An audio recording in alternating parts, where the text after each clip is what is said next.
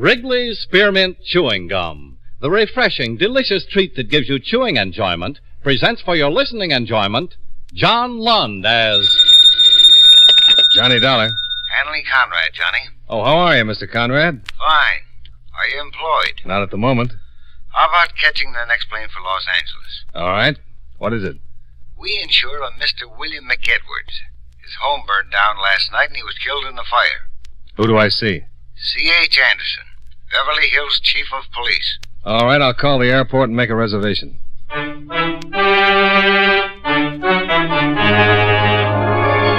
the makers of Wrigley's Spearmint Chewing Gum bring you John Lund in another adventure of the man with the action-packed expense account, America's fabulous freelance insurance investigator. Yours truly, Johnny Dollar.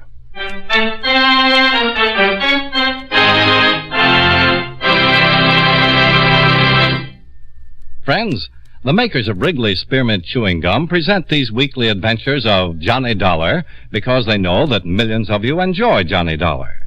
That's true of Wrigley's Spearmint Chewing Gum, too. It's enjoyed by millions, day in and day out. People find that chewing on a smooth, delicious piece of Wrigley's Spearmint Gum somehow makes time pass more pleasantly. Whether you're working, driving, shopping, or just taking things easy, that good, tasty chewing gives you enjoyment and satisfaction. So always keep a package of Wrigley's Spearmint Chewing Gum handy. And whenever you want a refreshing, delicious treat, chew a stick. You'll like it. You really will.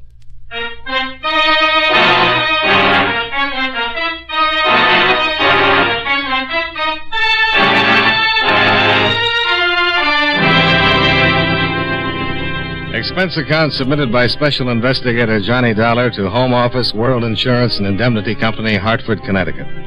The following is an accounting of expenditures during my investigation of the Amita Buddha matter.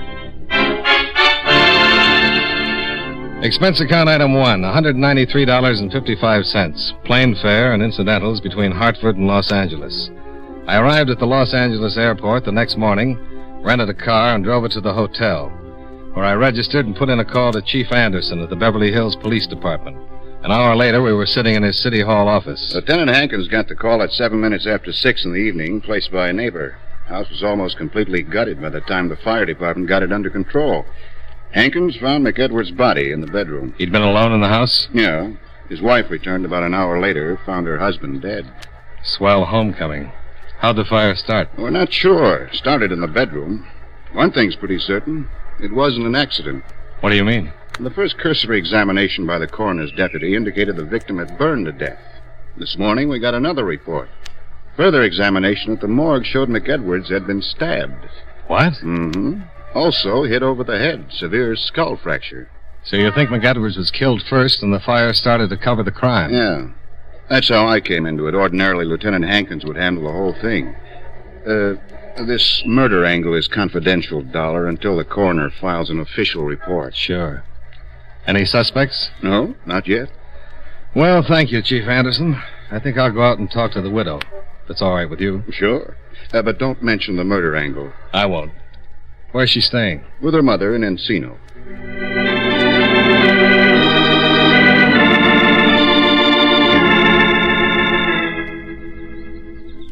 Yes? My name is Dollar, Johnny Dollar. I'd like to speak to your daughter, if I may. What's it about? The death of her husband. I'm a special investigator for the insurance company.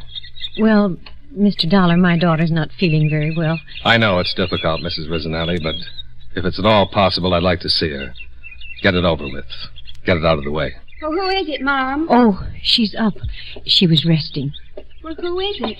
This is Mr. Dollar, honey. He's, Is it about Bill? Yes, it is. He's a special investigator, an insurance investigator.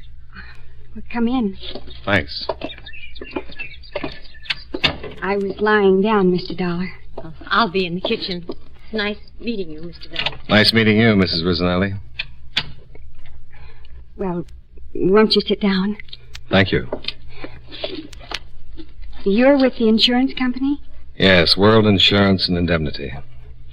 How can I help? Just answer some questions. I'm sure you've had your fill of answering questions by now. It's all right. You returned about an hour after the fire. Is that correct? That's right. Where had you been? I'd driven to Pasadena. Bill, he had to work, so he couldn't go with me. A few days ago, Mr. McEdwards, that's Bill's father, returned from a location trip to Korea and gave us an antique, an old Chinese Buddha. We wanted to find out about it, so I took it to a friend of ours in Pasadena who collects Oriental art. A Buddha? Yes. Bill's dad found it in Korea and gave it to us as a sort of belated wedding gift. We'd only been married for 6 months. When did you leave for Pasadena? Oh, around 4 in the afternoon. I would have left sooner, but I had to clean house and fix Bill's lunch. I'm sorry, Mr. Dollar, but it's still a little hard to talk about it. Just a few more questions. I'm all right. Did anything unusual happen? Unusual? Well, anything your husband might have said before you left. Anything out of the ordinary that happened? I don't understand. Why do you think something unusual might have happened? Is there something I don't know about this, Mr. Dollar? No, it's nothing like that. I'm just checking everything. There was a fire. My husband lost his life. Are you considering that it might not have been an accident? I'm not considering anything. I'm just checking. This Buddha, where is it now? Charlie Wilkins, our friend in Pasadena, has it.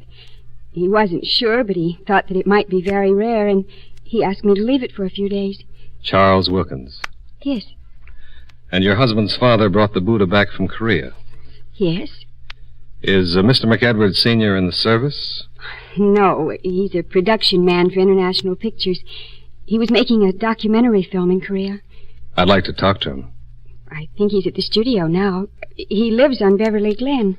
Well, I'll try to reach him at the studio. Thank you very much for your time and patience. Certainly. Goodbye, Mr. Dollar.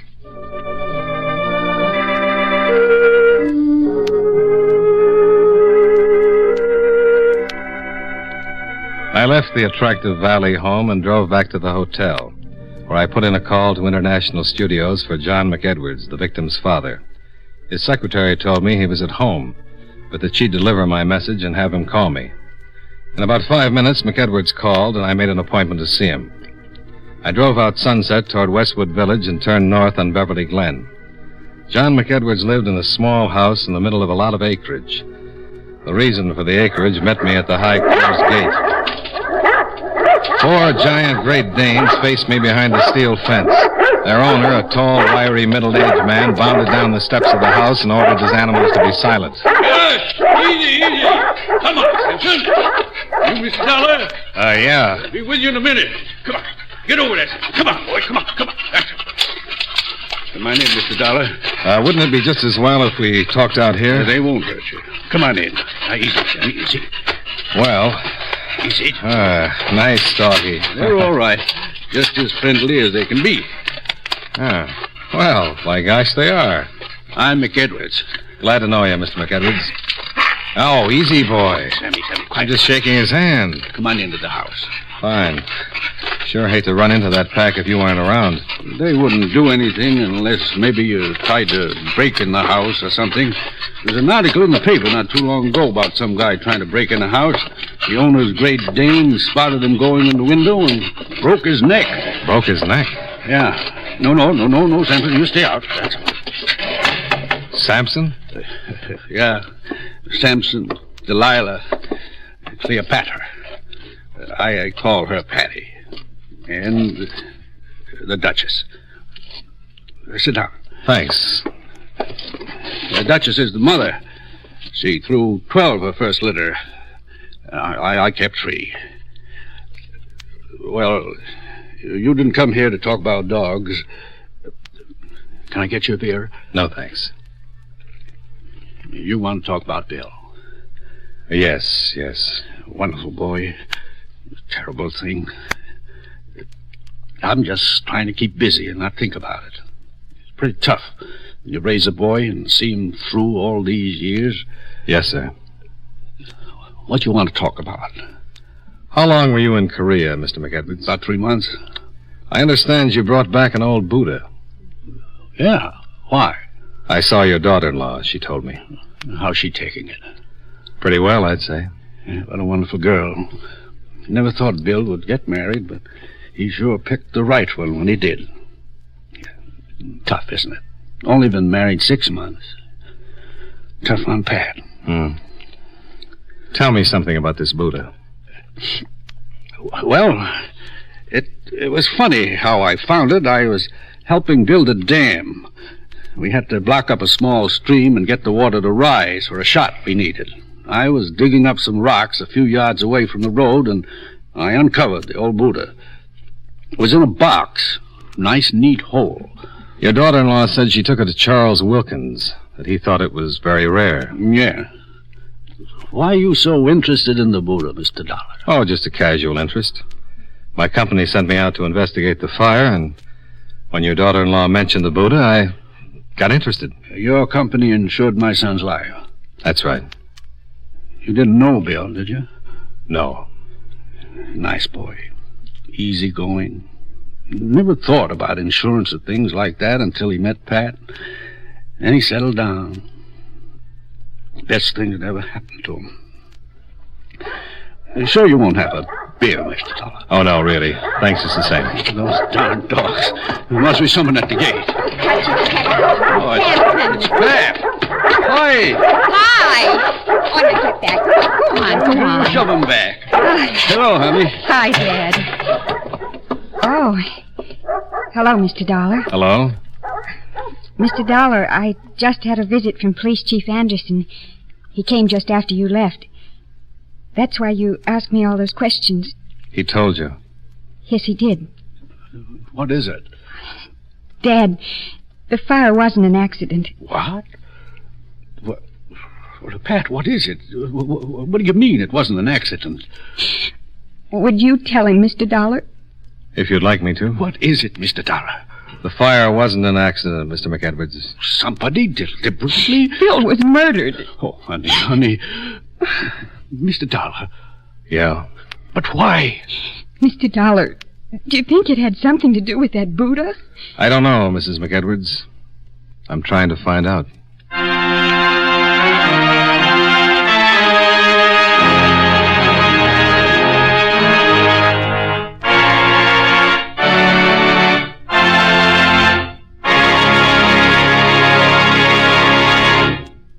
Friends, Wrigley's Spearmint Chewing Gum is a refreshing, delicious treat you can enjoy just about any time.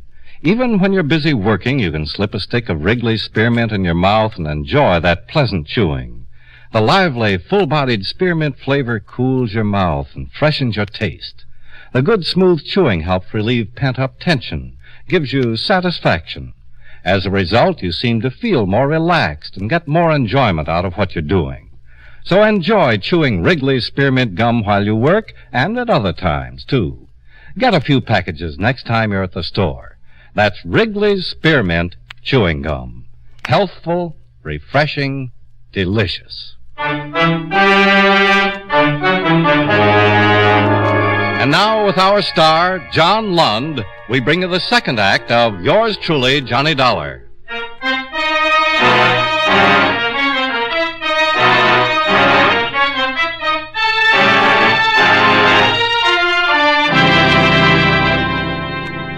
John McEdwards walked me down to the gate and through the Great Danes.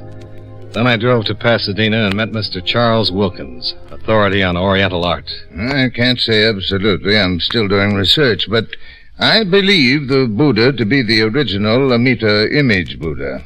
What does that mean? Well, in Buddhism, there's more than one Buddha. Each may have an earthly life, but there is never more than one in the world at any time. And Buddhas come into being at irregular intervals, and only when there is a special need for their presence. In the Mahayana system of Buddhism, there are 300 million Buddhas, but the Amita is one of the 5 Buddhas of contemplation. And the Buddha Mr. McEdwards found is the original Amita? I'm almost positive that it is. I believe its origin dates back to sometime around 200 B.C. What would you say it's worth?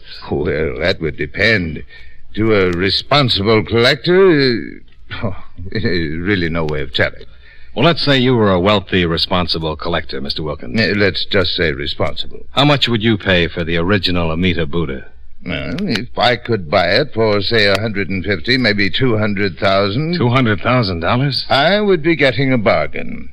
I would go as high as $500,000 if I had the money. Well, Mr. Wilkins, thank you.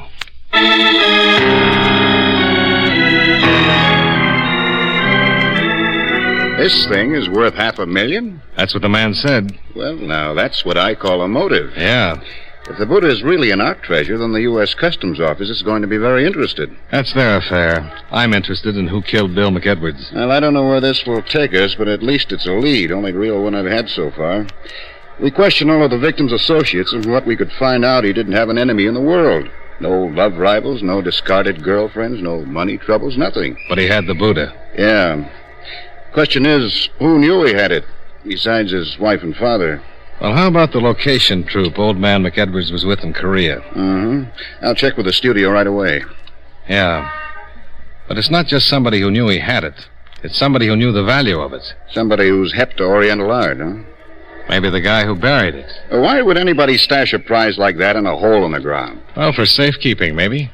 There's been a war in Korea. Yeah, thanks for telling me. But say it was the person who buried the thing. Why would he have to steal it? He could just step up and claim his property. If he was the rightful owner. But suppose he stole it in the first place. Yeah. Well, I like guessing games as well as the next one, but it's time I got to work. Where are you going to start? First, the motion picture company, then we'll check all incoming passengers from the Orient last week. Ships, planes, military personnel. That shouldn't take more than a month. You got any better ideas? At the moment, no. Then I want another talk with McEdwards Sr. I thought I'd run out and see him this afternoon. Yeah, do that. If you turn up anything, let me know. Sure. If I do.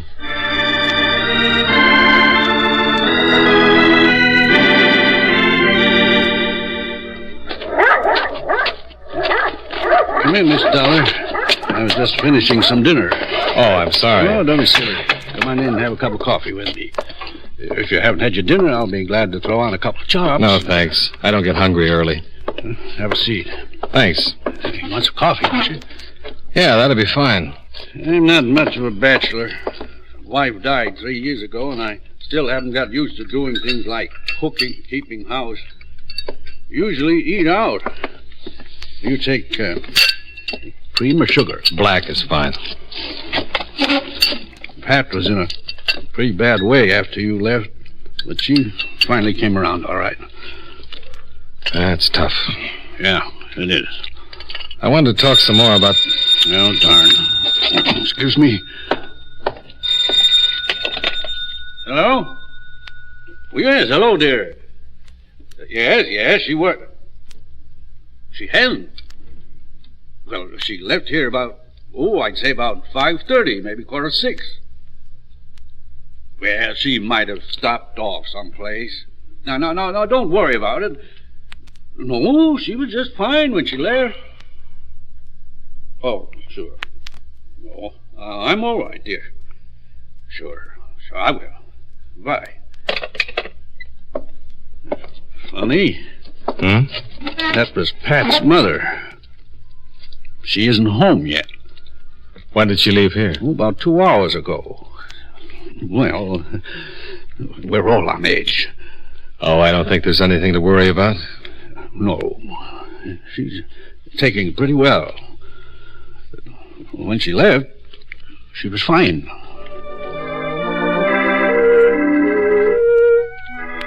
I talked with Mr. McEdwards for about another hour. He told me everything he could about the Buddha and his trip to Korea. He looked dead tired.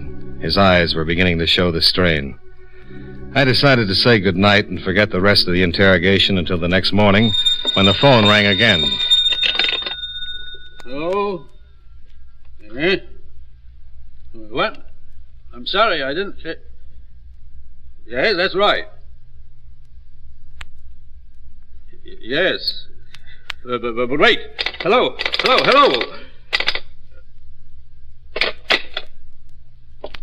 Something wrong? I'm not supposed to say anything. What was it? I think you're a nice guy, Johnny. Can I trust you? Certainly. They said not to tell anyone, but I've got to trust someone. I can't think for myself. Too much has happened. You won't take this to the police? I can't promise that. Well, I don't think you will after I tell you. I don't know who that was on the phone, but it was some guy, and he said they've got Pat. What do you mean they've got Pat? Kidnapped. Now, look, exactly what was said. Good gosh, you read about things like this, but you never think they're going to happen. Now, take it easy. Oh, I'm all right. I just haven't had much sleep. I can't think straight. Now, the man that called. He said he had Pat, that she was all right for me not to say anything to anyone, or she'd get hurt. He said for me to get the Buddha. And that is it. They said to get it, and they'd see that Pat was returned home safely. What did they say to do with it? Just to get it. They'd contact me. What are you going to do? Get the Buddha. Wait a minute. Let me go. Well, they might be watching. They'd know I told you about the phone call. They won't do anything to Pat until they get the Buddha. I'll call Wilkins. He's probably in the book. Well, don't you think it'd be better if I went? Yeah, maybe it would. But I'm going to follow you. If anything happens, I want to be around. All right, let's go.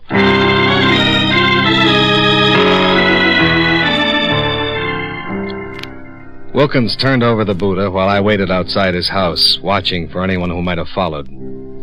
The drive back to McEdwards' home was uneventful. No single car stayed with us for any length of time from the freeway to Beverly Glen. While McEdwards opened the gates and drove his car into the garage, I parked in a secluded spot some 50 yards away from the house and walked back, where I met McEdwards at the foot of the front steps. You think we were followed? No, I don't think so. Well, I've got the Buddha. What do I do with it? Wait till you hear from them. They said they'd contact you. Yeah? Think I should call Pat's mother and tell her what's happened? No, not yet. No sense in worrying her until we find out what's going to happen. But, Dad... Pat! Good evening, Mr. McEdwards. John McEdwards had visitors, 2 men. One rather slight, fairly young. The other an enormous man, a good 6.5 feet that must have weighed well over 300 pounds. The slight one held a .38 pointed in our direction. Pat started across to McEdwards, but the big man stopped her. Sit down. What is this? Allow me to introduce myself. Alan Sutka. And this is my friend, Don Roach. We've come for the Buddha. I let him in with my key, Dad. I had to. Sure. It's okay. Who's your friend, Mr. McEdwards? Yes, I warned you not to confide in anyone. This is Mr. Dollar. He's just an old friend. How unfortunate for Mr. Dollar. You've gone to a lot of trouble to get this Buddha. Indeed I have. Nearly 5 years, to be exact. Now, what is your interest in this matter, Mr. Dollar? Purely professional. Are you a policeman? Not quite. I see. Mr. McEdwards isn't responsible for my getting mixed up in this. I was here when you called and forced him into telling me. As I said before, most unfortunate. Now, Mr. McEdwards, I'll take the Buddha. Not yet, you won't. Oh? Perhaps you don't understand. Yeah, that's it exactly. Which one of you bums killed my son? Killed your son. He was killed, Sutker. The fire didn't work. The police know all about it. Indeed. Come on, Mr. Sucker. Let's get this over with and get out of Oh, here. patience, patience. You'll have to forgive my young friend. How did you know Mr. McEdwards had the Buddha? Its discovery made the Tokyo papers. I did some checking, found out when Mr. McEdwards was returning to the States, flew here to meet him. Why'd you kill my son? I don't mind telling you. Under the circumstances, I cannot afford to let any of you live. Your son discovered Roach here in the act of burglarizing his home. He protested too much. Roach had to kill him. It wasn't premeditated. We assumed the Buddha was in the house. We knew that Mr. McEdwards here had delivered it to his son the night before. Why, you... Take it easy, take it Mr. easy. Dollar's right. Should you get out of hand, Roach will shoot you on the spot. Now, if you don't mind, I'll have that Buddha. Oh, Dad. Without hysterics, if you don't mind. Just one more question. How did you know about the Buddha? Mr. Dollar, I've known about that particular Amita Buddha for many, many years. Another man knew about it also. Unfortunately, he was the first to locate it. His name was Wu Sung, an Oriental collector. He discovered the Amita Buddha in a Tibetan temple shortly after World War II and stole it, then smuggled it out of Tibet and into Korea. I followed him, made him a handsome offer, but he refused to sell. He died under rather mysterious circumstances, but I didn't have the chance to leave Korea with the Buddha. The war. Very astute, yes. The communists suddenly attacked, and there was absolutely no way I could get the Buddha out of the country without someone discovering So it. you buried it. A few hundred yards from Wu Sung's home. I imagine the house has long since vanished from the face of the earth. I bided my time in Tokyo, waiting for hostilities to cease, but as fate will have it, Mr. McEdwards uncovered my prize. Mr. Sutka, you talk too much. I enjoy it, Roach. And after all, what good will the information be to our friends? Come on, let's get the Buddha. Yes. Now, Mr. McEdwards, you will either turn over the Buddha, or Roach will kill you immediately. Give it to him. Here. Thank you. Now, if you'll all lead the way down into the yard, we'll proceed to my car and take a short trip. Oh, Dad. It's all right, honey. Now, if you please. Beautiful animals, Mr. McEdwards. I'm glad they were penned up when we arrived. They could have caused no end of trouble. They still can! McEdwards had belted the big boy right in his enormous middle, and Roach stepped in and swung his gun. As McEdwards dropped, the dogs, penned in behind the tall fences, went crazy. Sampson, the big male, went over the 10-foot fence like it wasn't even there. Before I knew it, I was up to my elbows in Great Dane. Sammy, let him alone! Get him! Sammy, Delilah, get back there! Are you all right? Yes, I'm all right. Mr. Dollar? Yeah. Why didn't they go after me? I knew you were helping. My face, get a doctor, get a This doctor. one's pretty bad. How's the big one? Huh. You were right about Danes. What do you mean? The one you were telling me about that broke the man's neck. The fat man ran into the same sort of situation. He's dead? He sure is. Well, that's the way it should be. Samson was my son's talk.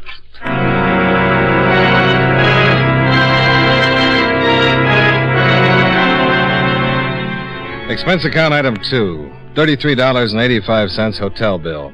Item 3 and 4, $299.75. Car rental, plane fare, and incidentals back to Hartford. Expense account total, $527.15. Yours truly, Johnny Dollar.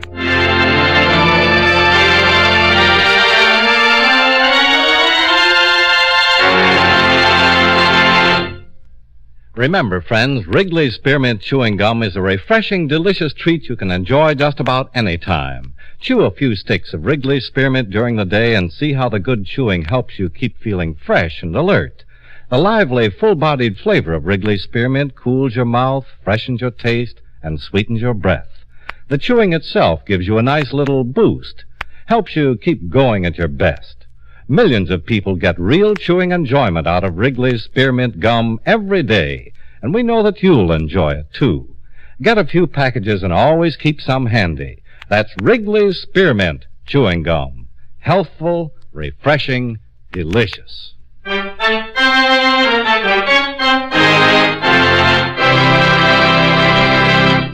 Yours truly, Johnny Dollar, brought to you by Wrigley's Spearmint Chewing Gum, stars John Lund in the title role and was written by Blake Edwards with music by Eddie Dunstetter. Featured in tonight's cast were James Nusser, John Stevenson, Jeanette Nolan, Sammy Hill, Bill James, Herb Butterfield, Robert Griffin, and Edgar Barrier. Yours truly, Johnny Dollar, is produced and directed by Jaime Del Valle. The makers of Wrigley's Spearmint Chewing Gum hope you enjoyed tonight's story of Johnny Dollar and that you're enjoying delicious Wrigley's Spearmint Gum every day. This is Charles Lyon, inviting you to join us again next week at this same time when from Hollywood, John Lund returns as... Yours truly, Johnny Dollar.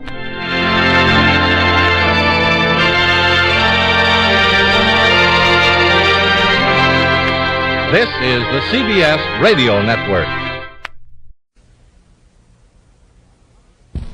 From Hollywood, it's time now for Edmund O'Brien as Johnny Dollar. This is Mr. Lavery at Washington Life. Are you available for an assignment? Yes, I am, Mr. Lavery. Fine. You'll have to go to New Mexico, little town near Gallup. That's all right. What's the case? We want to look into the death of a Merrill Kent. It was generally accepted that his death was the result of an accident, and he was buried day before yesterday. On that same day, the police received information to the effect that he was murdered. Well, this kind of thing can be awkward. No autopsy, I suppose. No, arranging one will be your first job. If the man was murdered, we want to find out.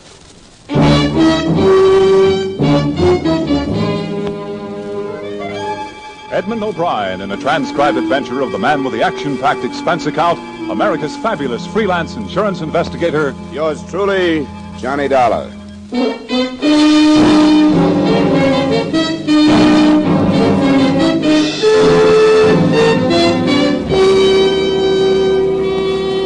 Expense account submitted by Special Investigator Johnny Dollar to Home Office, Washingtonian Life Insurance Company, Hartford, Connecticut. The following is an accounting of expenditures during my investigation of the Merrill Kent matter. Expense account item 1, $145, transportation via air, train, and finally rented car from Hartford to Fort Scott, New Mexico, which is a small village where the law is attended by a deputy sheriff named York. After I checked into a hotel, I met him in his cubbyhole of an office. Well, I don't know what to think about the darn thing. Get everything all settled, and then some blame fool riles it up again. Was it a local phone call? Local? Yeah. Oh, a month ago, I could have found out who made it just by asking the operator. Used to have their finger on everything in town, but we got a dial system now. I didn't recognize her voice because she was, tricking it up. What did she say?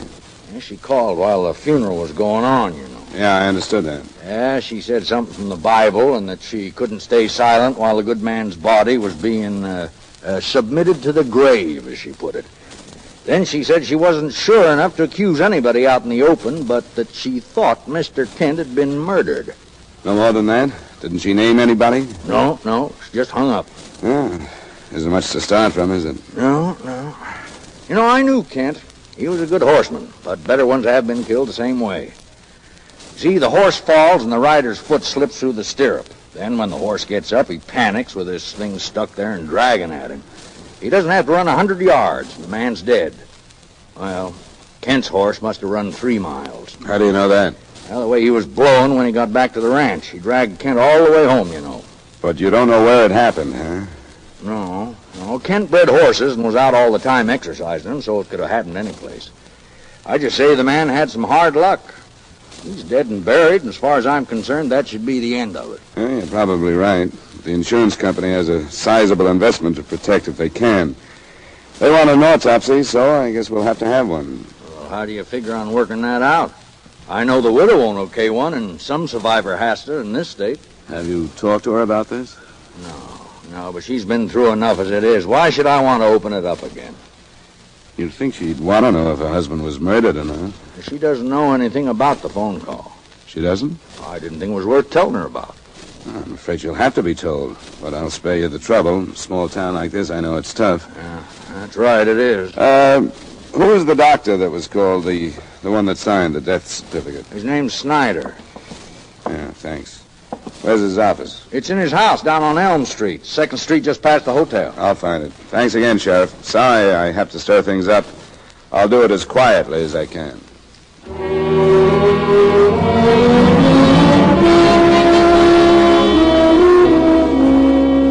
Right then, I didn't know how to figure the sheriff. It was fairly obvious that he didn't approve of what I was doing. For the time being, I charged it off to the fact that no law officer enjoys the possibility that a crime might have gone unpunished right under his nose. Dr. Hugo Snyder's shingle on a white fence identified the address on Elm Street. A side door led to his office waiting room. I was met there by a woman in a nurse's uniform.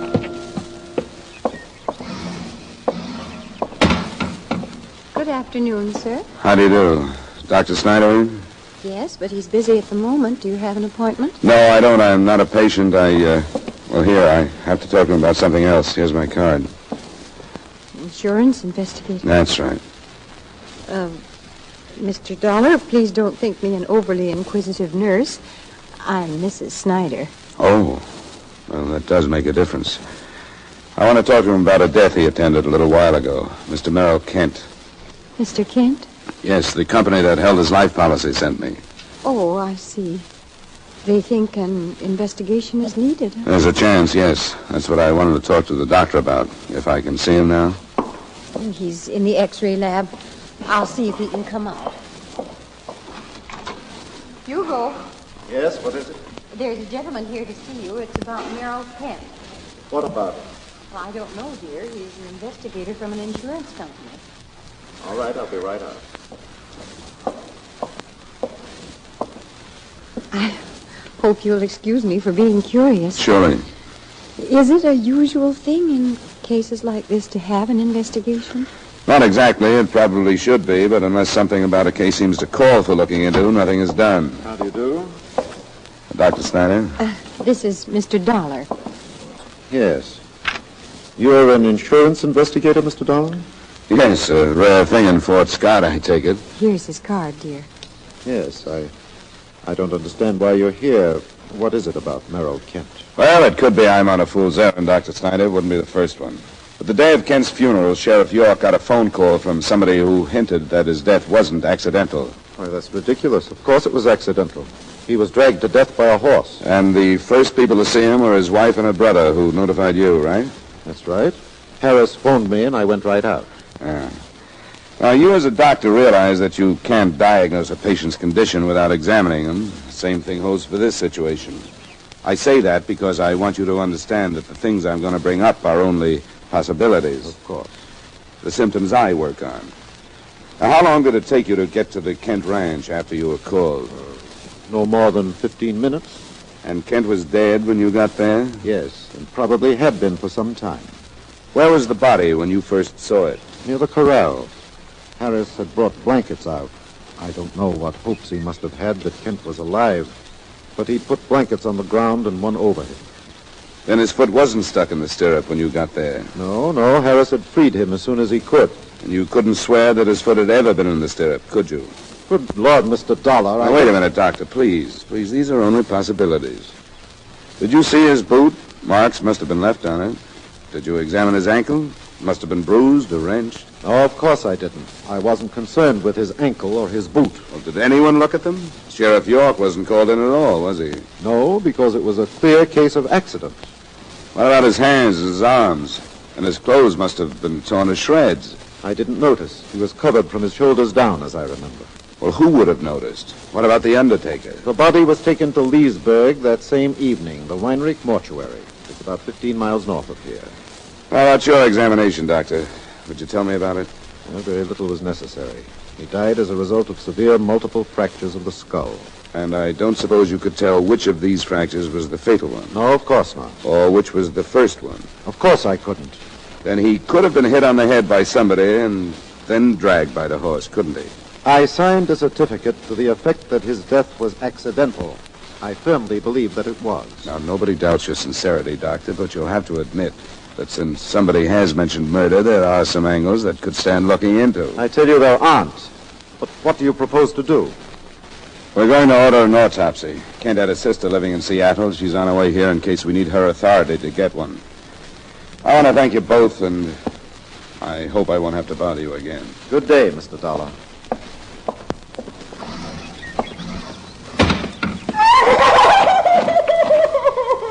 Hilda, what's the matter? Stop it. What's the matter with you?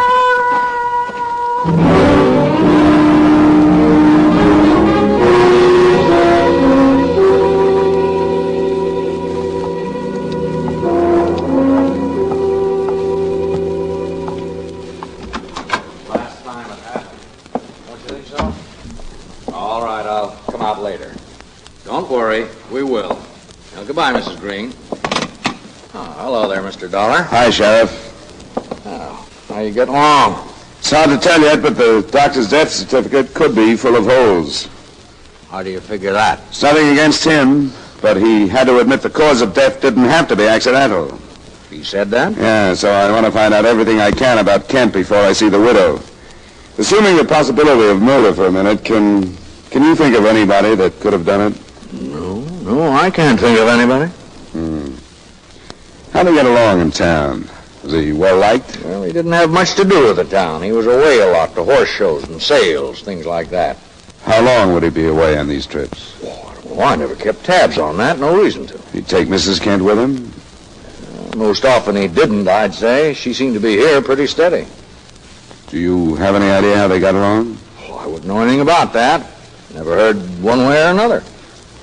Where is the Kent Ranch, Sheriff? Well, you turn to the left at Bryan's store. It's out 5.5 miles. Thanks. Oh, Mr. Dollar. Yeah? I know you think I'm acting kind of strange about this, and, well, I guess I am. These people are my friends, and you grow close together in a place this size. I told you I understood that. I guess I don't want any of them to turn out to be a killer. Have you remembered something that you want to tell me? No, it's nothing like that. I wouldn't lie to you. But it seems like you've got it in your mind that Maxine Kent might have had something to do with her husband dying. I didn't say that. Everybody likes her, Mr. Dollar. Loves her, I guess is more like it. She was born here. Now, if you're going to make it rough on her, I'd watch my step if I was you. Thanks for the advice, Sheriff. The way you seem to feel, I wonder that you reported that phone call at all. The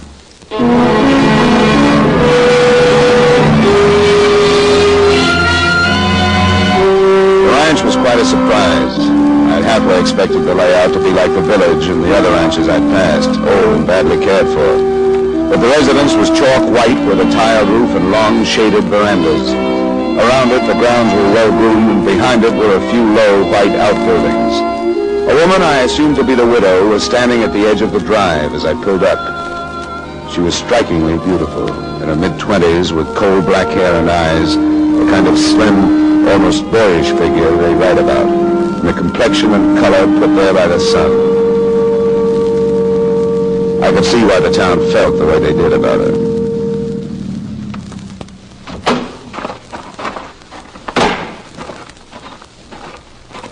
Well, Mr. Dollar? Yeah, I seem to have been preceded by my infamy. My brother's in town. He phoned me that you were on your way out. He didn't tell me where he'd learned it, but... I only told one man, Sheriff York. That isn't important. It really isn't. They're all doing what they think is right. They think they're helping me. But I can realize that all they've done is give you more and more reason for suspicion. Isn't that true? So far, yes. Come up on the veranda where we can sit down. Then you can tell me what to do. Sure.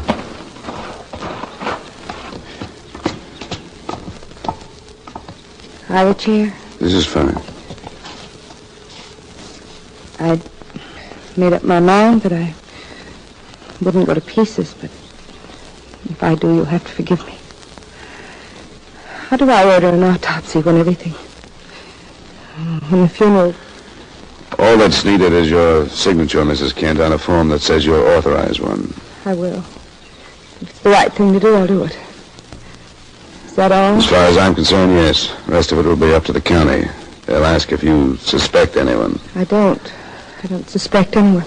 They'll ask who you suspect of calling the police. But I don't suspect anyone. Then it'll be up to the coroner's jury. Sorry, Miss Kent, I don't know if you can understand that because of the phone call, I couldn't do anything but press this. Don't understand. I don't understand any of it, but I'll do what's right. Unless there's something else, I wish you'd go now.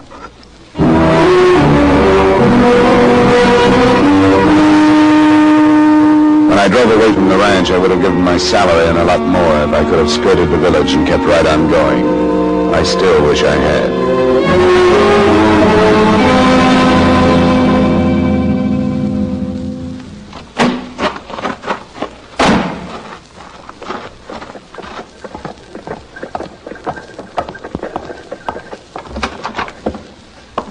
You the guy from the insurance company? That's right. Where's Sheriff York? He's over at Doc Snyder's. Just phoned and said if you showed up to get right over there. Why? Mrs. Snyder killed herself. She left a letter. She said she was the one who made the phone call that started this whole thing.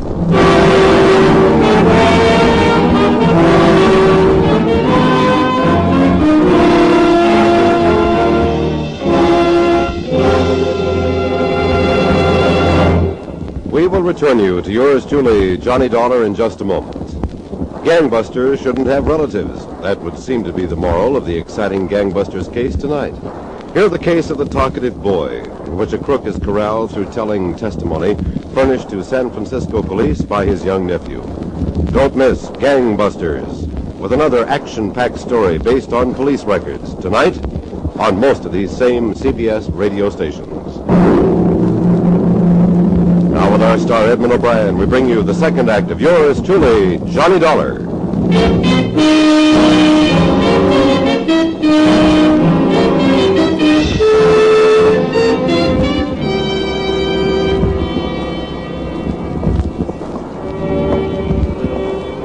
Sheriff York? Yeah, who is it? Oh. Well, I guess you got the news. Briefly, yeah. What's the story? Well, the doctor was in the office, and he called for Mrs. Snyder. She didn't answer. When he came out to look for her, he found her in there, in the parlor. She was dead on the couch. The note. What else did it say except that she was the one that phoned you? It's there on the table. Something about there was nothing behind it but false suspicion and wrecking her life beyond repair. I don't know, it's kind of wandering. What kind of false suspicion? Her husband and Mrs. Kent?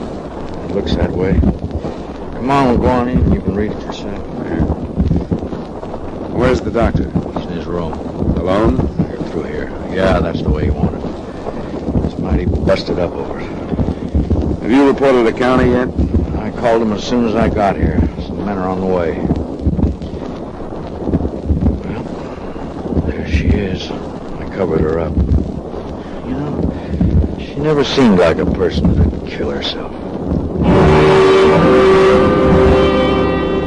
The note was addressed to whom it may concern. I won't attempt to quote it. The main idea was that she had been driven to phone Sheriff York by a blind suspicion of her husband's feelings towards Maxine Kent. Then, when she learned these suspicions were groundless, she realized that there was no longer any chance for happiness. The closing words begged her husband's forgiveness and swore to his innocence. Sheriff York would rather not go with me, but he guessed it would be all right if I talked to the doctor.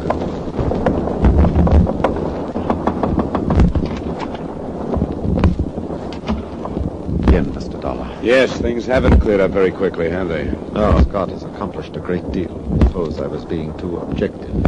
I meant the 2 lives have been ruined since you arrived. The wives of my own. You didn't mean that I ruined them. Oh, no, of course not. Circumstance. Circumstance that should have been entirely harmless, not even known. Misunderstand me, I'm not defending no reason to anymore. Those circumstances drove your wife to breaking the case open, with you in the middle. Her own version of them. I am in love with Maxine Kent. I have been. If I'd been selfish and divorced my wife, if Maxine had been the same, none of this would have had the meaning that it has now. But one doesn't do things like that in a small town unless one is prepared to leave. We weren't. Why not? The doctor's money is nothing. She had none. But we were intelligent people. We had control of our emotions. So we talked and decided not to see each other again. I'll admit I lied to my wife. Not well. She suspected the truth.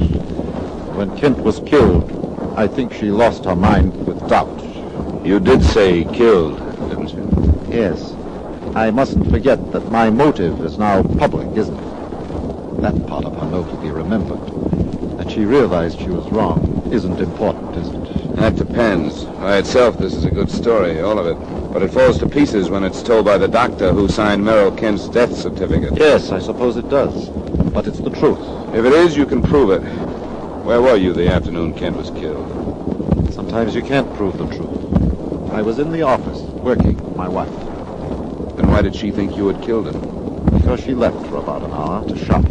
What did you do during that time? I came here to this room and rested. Is there any way to prove that? Anyone see you? No. And if you can't prove it, it's not the truth. If you can, it holds up better in court. You're convinced that I'm guilty, aren't you? All I can do is work with what's at hand. If you are, you'd better plead it. If you aren't, you'd better keep your fingers crossed for a quick confession from someone else. Mr. Dollar, tell me, has it been proved that he was murdered? The autopsy should be underway by tomorrow afternoon. Kent's sister has arrived? We don't need her. His widow is authorizing one. I see. Anything more to say? No. No, I don't think there's anything more to say.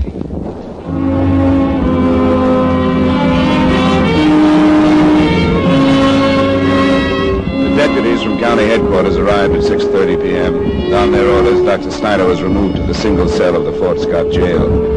He wasn't questioned that evening, but the headquarters men quite pointedly had their doubts that his wife's death was due to suicide. When I'd given them everything I had, I drove back to the Kent ranch. This time, I wasn't met by the beautiful widow. A man stood waiting for me at the edge of the driveway. Hello. I saw your lights coming up the road. I came to see Mrs. Kent. Sorry, she's not here. Where is she? She had to go to Santa Fe. I'm her brother. Can I do anything for you? I don't need any help, thanks. We'll have the Santa Fe police pick her up. Wait a minute. It's a pretty sudden trip to Santa Fe, wasn't it? No, she does this a couple of times a month. It's not as close as Albuquerque, but she likes it better. Your name, Dollar? How soon did she leave after Mrs. Snyder killed herself? I think it was before. Couldn't have been. I was here. Here with Maxine? You people ought to get your signals straight. She said you phoned her that I was on my way out from town. How come you didn't know it? Or didn't you really call? You're right. Things got confusing. I sure did. Where's your sister? It's true. She's in Santa Fe. I told her not to go because everything she did like that was making it look worse. That's right. Why'd she go? When she heard about the doc's wife, she flew apart. Until then, she was sure Kent hadn't been murdered. When that happened, she seemed to change her mind. I guess we can charge it off to the old beat-up prerogative women are supposed to have. I'll going back to my hotel. Get some sleep. Wait just a second. I want to tell you this.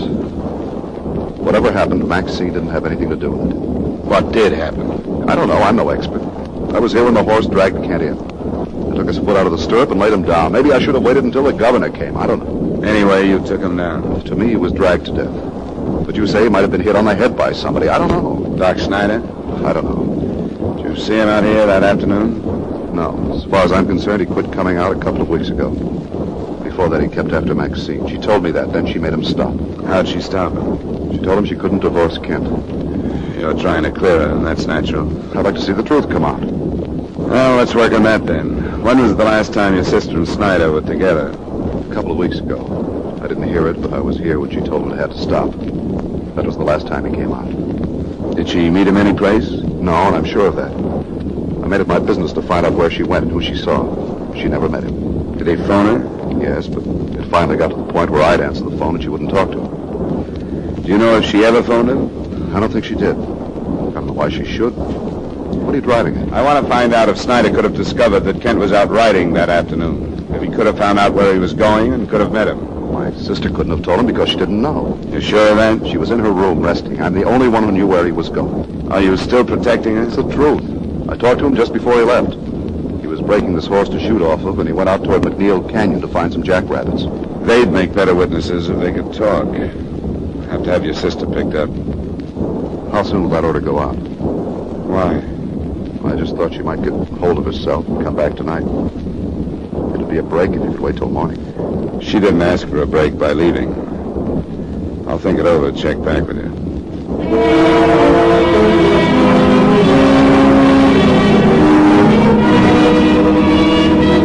The next day, things moved slowly. Mrs. Kent did come back on her own and signed for an autopsy. I didn't see her. By that evening, her husband's body had been exhumed, and by noon the following day, the coroner's report was out. There was no actual post-mortem evidence of murder, but the openings were still there. Considering the circumstances, there was no proof that it wasn't murder either. The inquest verdict was the familiar death by misadventure, or at the hands of person or persons unknown. Dr. Snyder and the body of his wife were carted off to the county seat for more questioning and examination. And I spent the rest of the day with Sheriff York and a flock of volunteer citizens going over everything we had from the beginning again. It was a long, hot afternoon. After a shower and some food that evening, I started back to the Kent Ranch.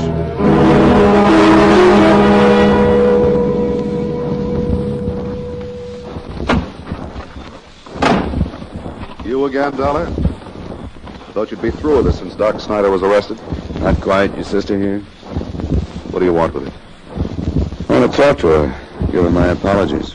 Apologies? I hadn't noticed the side of you that would bother with them. Is she here? She's too upset to be bothered. Ask Mr. Dollar in, Harris. Why are you acting that way? Thank you, Mrs. Kent. Please come in. Why'd you run out the other night, Mrs. Kent? I don't know. When Hugo's wife, I lost my head. She came back, didn't she? I'm glad she did. She had nothing to run away from. What do you mean? Well, they're satisfied now that your husband's death was accidental. You know this, Dollar? I was with Sheriff York. We went out toward McNeil Canyon. Found the spot where it happened. Your husband fired a rifle. We found it. His horse reared and fell. The marks in the ground show that. It was dragged from there. There are traces of that, too. It's over. It's all over. No, they believe me now.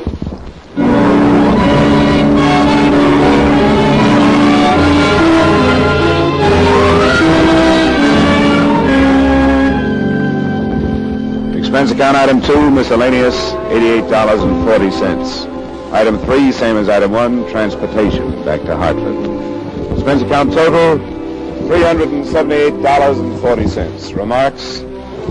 I'm sorry about the happy ending. The fact that everybody told the truth and that nobody was a criminal, and that the insurance claim is as good as New Mexico gold.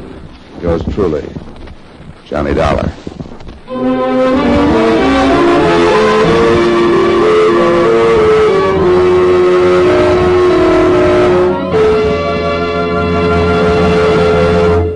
Yours truly, Johnny Dollar, stars Edmund O'Brien in the title role and is written by Gil Dowd with music by Wilbur Hatch. Edmund O'Brien will soon be seen starring in the Paramount Pictures production, Silver City. Featured in tonight's cast were Ray Hartman, Joseph Kearns, Jeanette Nolan, Edgar Barrier, Virginia Gregg, and Hy Averback. Yours truly, Johnny Dollar, is transcribed in Hollywood by Jaime Del Valle.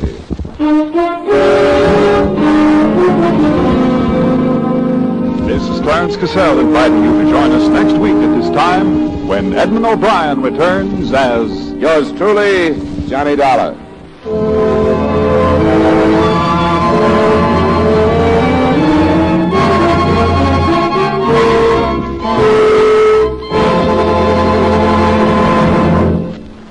This is Edmund O'Brien again. I'd like to speak to you for a moment about one of the most important duties of American citizens. Today, every American has an opportunity to share in our common defense effort. And right now, this opportunity has become a duty for all of us. The armed forces of the United States need blood, our blood. The Korean campaign has gravely depleted the supply on hand, and this must be replenished if we are to afford our servicemen the protection they are giving us. No matter what your age, sex, or station in life, you can contribute to American defense by donating a pint of your blood to the men of your Army, Navy, Air Force, or Marines. Call your local blood donor center or Red Cross chapter today for an appointment. Remember, your donation of blood may save the life of a wounded serviceman. Give your blood today to save a life tomorrow.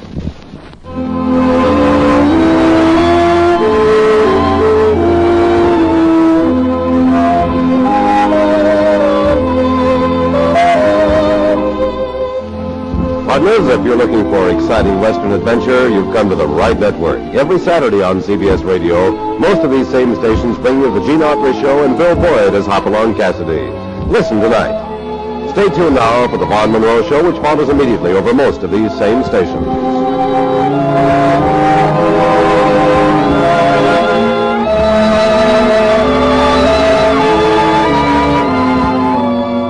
And remember, Gene Autry every Saturday evening on the CBS Radio Network.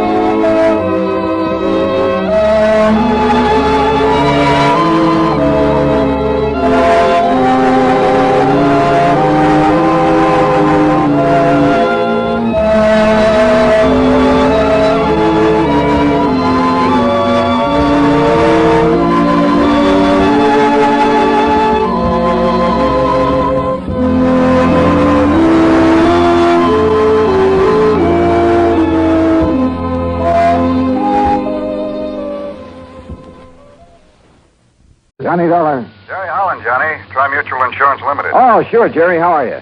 The name Curtis Randall mean anything to you? The banker here in Hartford? That's the one.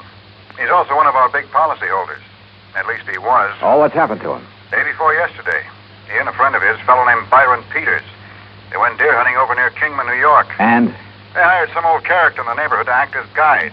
Randall and Peters didn't know it, but the old goat was an alcoholic. So what happened? At the end of the day's hunt, they raised Cain with Curly because he hadn't found them a deer. Curly, the name of the guide, huh? Yeah.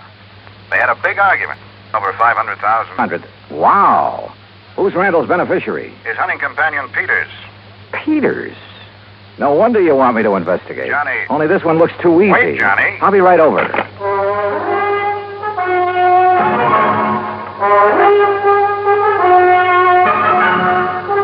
Bob Bailey in the exciting adventures of the man with the action-packed expense account. America's fabulous freelance insurance investigator. Yours truly, Johnny Dollar.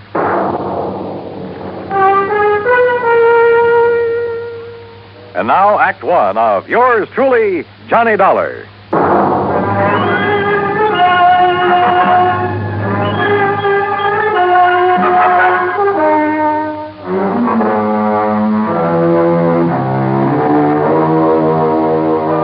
Expense account submitted by Special Investigator Johnny Dollar to the Tri-Mutual Insurance Company Limited, Hartford, Connecticut.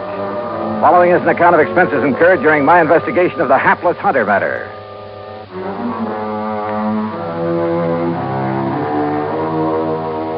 Expense account item 1, 95 cents for a taxi across town to Tri-Mutual in the office of Jerry Holland.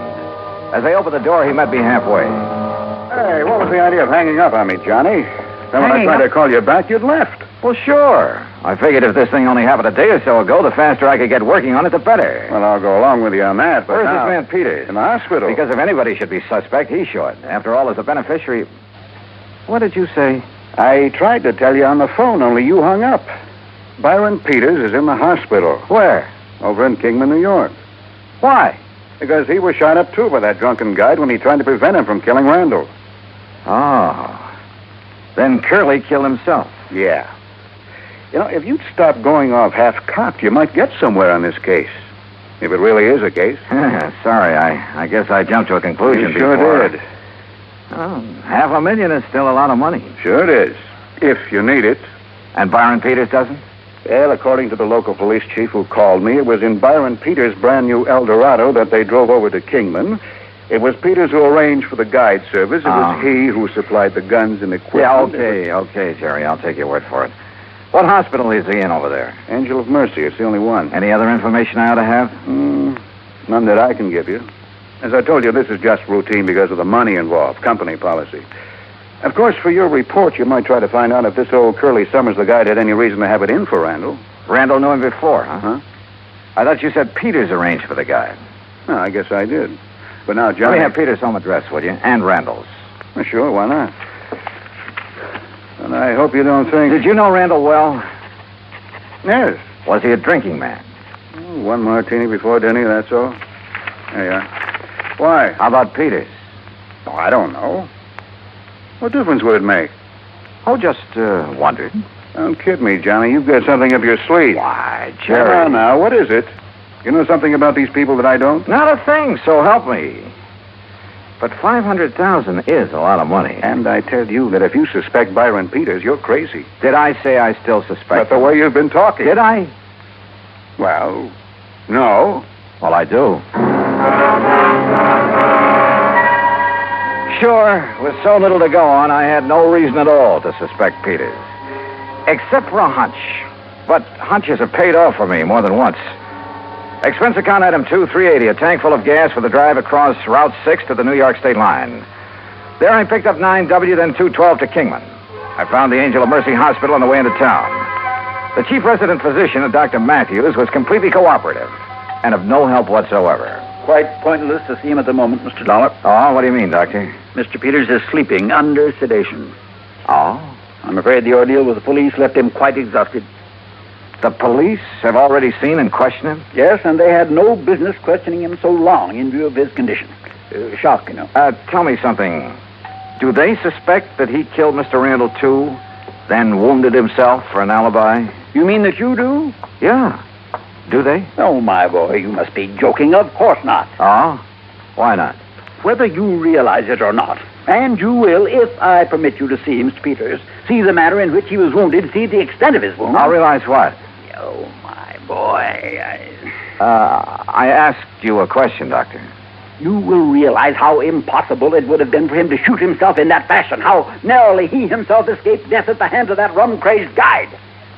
You're sure, Doctor? Of course I'm sure, and so are the police. Well, where does that leave me? If I may say so, with egg on your face. Act two of yours truly, Johnny Dollar, in a moment. And now, Act two of yours truly, Johnny Dollar, and the Hapless Hunter matter. A hunting guide had run amok near the little town of Kingman, New York, and, according to report, was responsible for the death by shooting of wealthy banker Curtis Randall for the wounding of Randall's companion, Byron Peters. But Peters is beneficiary of Randall's $500,000 insurance policy. So, naturally, the old bug of suspicion began to gnaw away at the back of my brain. Until, that is, I saw Peters, his wounds, the x-rays, and finally talked with Captain McManus at the local police headquarters. Well, sure, we talked to Peters, Mr. Dollar, but only to find out exactly what happened when old Curly went off his rocker and started spraying lead with his hunting rifle, then shot himself. Then my suspicion that Peters might have done the shooting... Well, didn't you see how Mr. Peters was hit by that .30-30? Now, look. He saw Curly pull the rifle on Mr. Randall and shoot him down. Yeah. Yeah, so he lunged at Curly like this. Curly whirled around, pulled the trigger. Yeah. Well, the x-rays I saw. Sure. Well, then you know. When Peters lunged at him, the bullet creased his head from the top, went right through the muscles in the back of his left shoulder, and landed in the floor. So it's pretty obvious that Peters couldn't have shot himself. Well, it's impossible. He would have had to have arms 5 or 6 feet long to shoot himself in the top of the head at that angle. Hey, when did you first learn about this whole thing, Captain? When Mr. Peters came to, he phoned me from up at Curly's cabin where it happened. I went up there right away. And? Curly and Randall were dead. Peters was still lying next to the fireplace where he'd fallen. But if he was able to phone you... He pulled the phone over to him by the cord. Still had a good right hand, you know. Oh, I see. Where were Randall and Curly? Randall by the front door with a bullet in the back of his head. Curly lay between them. Just how much do you know about this Curly character? Well, that's the part I don't understand. Why he did it. I heard he was an alcoholic. Sure, he was a town drunk in a harmless sort of a way, except when he'd go off on a rampage and get into a fight or two, but never during hunting season. Uh-huh. Well, what did he do? Odd jobs of any kind, most anything. People had always refused to pay him until the job was done. To make sure he'd stay sober, huh? Well, at least reasonably sober. And just as soon as he got paid, he'd buy a lot of cheap whiskey and hole up in his cabin. That's where the murder occurred. Except during hunting season. Then he'd never touch it. He was a good guide, Mr. Dollar. He made a lot of money from the people who came up from New York City and Hartford and such.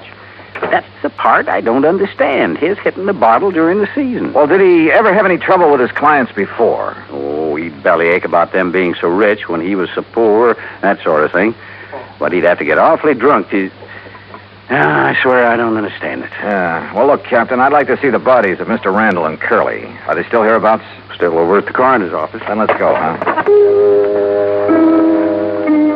I wasn't quite sure what I was looking for. Maybe that's the reason I found it. At least found something that started that old suspicion bug gnawing away again. Peters, back at the hospital, had had a bad powder burn on his forehead, next to where the bullet had creased him. Okay. He had said that Curly the guide pulled the trigger when he lunged at him. Randall, there at the coroner's office, had no powder burns. Okay. It was apparent that he had been shot from across the room. But Curly, who was supposed to have shot himself upward through the jaw, also showed no sign of powder burn. Sure, the bullet hole indicated he could have shot himself by holding the gun at arm's length. A .30-30 is fairly short. But no powder burn. I said nothing of this to Chief McManus. Well, it pretty much bears out what Peters told me and I told you, doesn't it? Curly shot Randall, then Peters, then himself. Captain, suppose, just for the sake of argument, that Randall did the shooting. First, that is. Well, now, Mr. Dollar... Wait, speaking of argument, Peters said that Randall and Curly had a pretty big one. Because Curly didn't find him any dare. That's when he started to get drunk and abusive. But as for Mr. Randall... On the other hand, suppose that Peters started the whole thing. Oh, now, look, you know that doesn't make any sense. Then try to kill himself? Well, isn't that what you're saying Curly did? Well, sure, but that's different. No good old bum realized he'd gone too far. There was no other way out for him. But a man like Peters, with money, everything he wants... Where's this cabin of Curly's? Huh? Quite a way. 10, 12 miles. How do I get there? Straight down Pear Street to the mobile gas station. You know where that is? Yeah, I saw it on my way in. Okay, you turn left there. You go 6 miles. Then take the first right-hand road right up the side of Deer Mountain until you get there. Okay. Oh, here's the key to it. Oh, good, thanks, Chief. I'll see you later. You want me to go along with you? No. According to you, this hunch of mine is all wrong. I'm sure of it. Okay, then. I'd better wing it alone. From the outside, Curly's cabin was a shack, nothing more. And there were enough cheap whiskey bottles scattered around the yard to sink a battleship.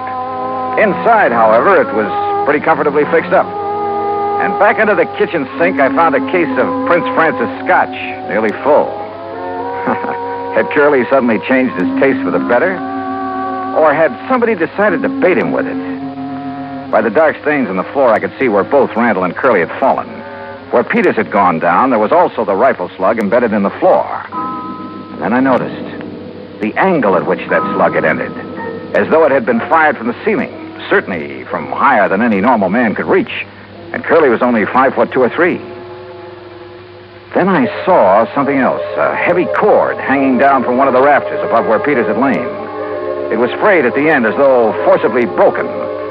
Now, suppose someone had hung a loaded rifle there by the trigger so the slightest pull would set it off, had stood under it holding the muzzle carefully next to his head, to one side, just close enough to...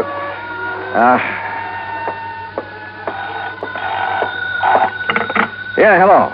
Mr. Dollar? Captain? Yeah, listen. Now, you may be right, though I still don't see how you can be. What do you mean? Look, I've got Dr. Matthews at the hospital here on this party line. You still there, Doc? Right here, Chief. Well, then you better tell Mr. Dollar. Well, it's about Mr. Peters. Yeah? He's left. Left? I thought you had him under sedation. I guess it didn't take hold the way I thought it would. Well, what happened? Well, he woke up and asked me who it was that had been here to see him while he was drowsy. Did you tell him who I was? Yes, and he seemed to drop off again, so I left him. A few minutes later, I heard his big fancy car pulling away. Doctor. I went back to his room and he was gone. Doctor. Listen, Dollar. Yeah, Chief. I don't know what it means any more than you do. But if I was you, I would get away from that isolated cabin. You see what I mean? Dollar? Sure, Chief. I'll leave right away. That was very smart, Dollar. Byron Peters? That's right. Byron Peters.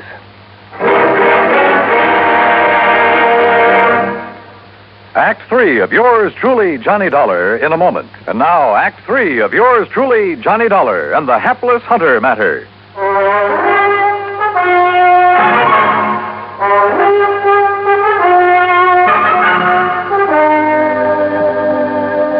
So you weren't as badly hurt by that bullet as you pretended. That's right, Dollar. Does that help bear out your absurd suspicions about me? Not nearly so much as your coming up here to this cabin, Peters. What's that supposed to mean? You rigged the whole thing pretty well, but not well enough. Why you wanted to get rid of Curtis Randall, I don't know. You're out of your mind. Randall was a friend of mine. You must have had some reason for killing him. Curly Summers murdered Kurt. We had a big argument because he hadn't found us any game. The only reason it got out of hand was because Curly was drunk. On what? On some of that expensive scotch I found in the kitchen? How should I know? Yes. Where did he get that? How should I know? Well, I do. You brought it here to help bolster your phony alibi, to indicate that Curly had it up here, had been hitting it. But you pulled a boo-boo. Why don't you talk sense, detective? Are you trying to tell me Curly would ever have stuff like that? Look at the old bottles scattered around outside. Cheap rot gut, that's all. What's more, he never touched a drop during hunting season. That's about as thin evidence as you could possibly dig up, Dollar, and you know it. Peters, why did you come up here just now?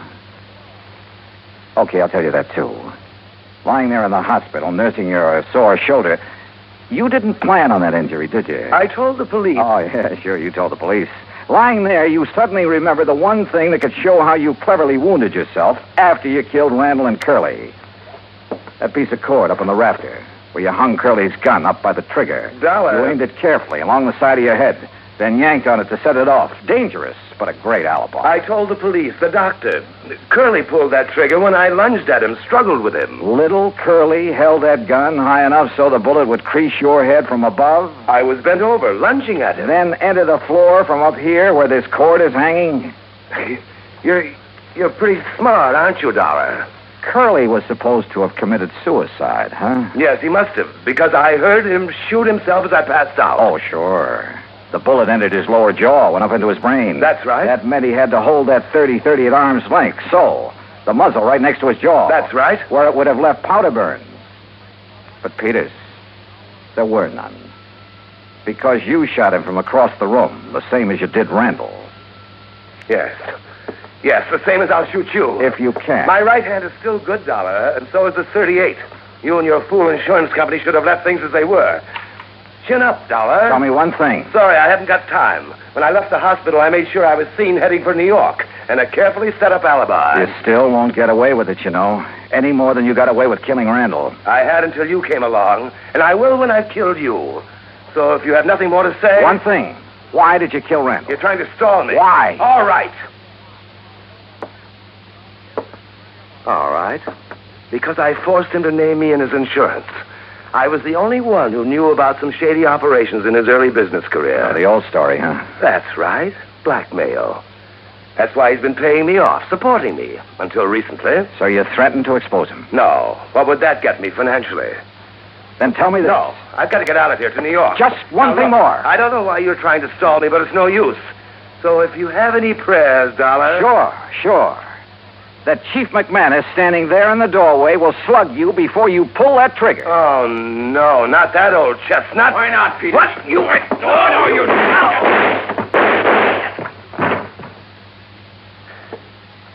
Doggone it, Dollar. I thought I told you on the phone to get out of here.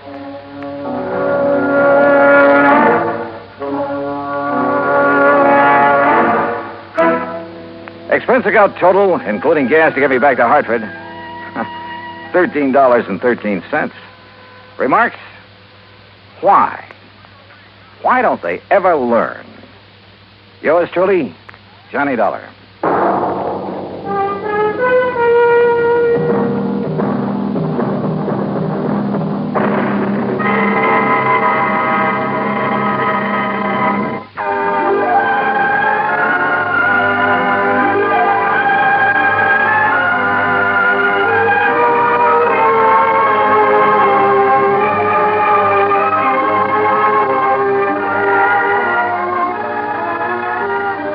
This is the United States Armed Forces Radio and Television Service.